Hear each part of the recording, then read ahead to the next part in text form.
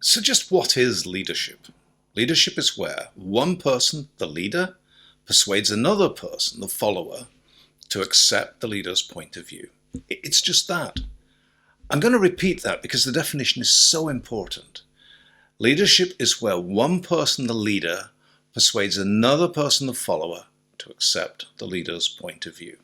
So one person persuades another, and the follower being persuaded is then motivated to take some action because the action is somehow in line with their own extrinsic or intrinsic needs. It's in line with something that they will benefit from, or it's in line with their own personal values, beliefs, and goals.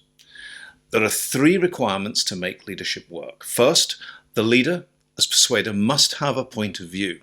If there's nothing to be done, nothing to be achieved, then there's no leadership.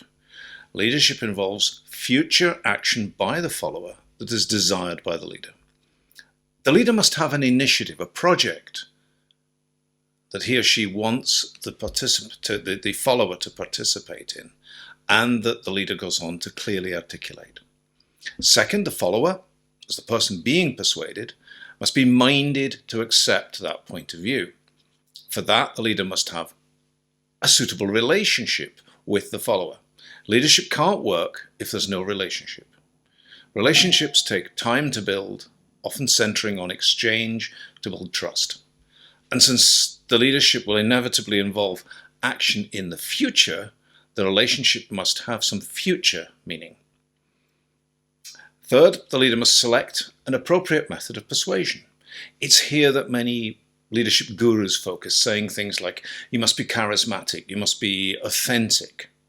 I don't have time in a short presentation to go into detail in this, but the leader must focus on practical things that he or she can do to persuade, like illuminating the path towards the follower's now accepted goal, and promising some share of the glory once the goal is achieved. So there are three elements to leadership. Leaders must have a point of view that they'd like the followers to accept. There must be an existing relationship between the leader and the follower that has some future meaning. And the leader must focus on practical action that he or she can take that will do that persuading. Now, in closing, just take the two examples of the two leaders on stage currently in the UK in the present coronavirus outbreak. Prime Minister Boris Johnson, Chief Medical Officer Chris Whitty. Johnson leads because he has the power of the state behind him. Whitty leads because he's an expert in epidemiology. Johnson leads by espousing and threatening. Whitty leads by explaining.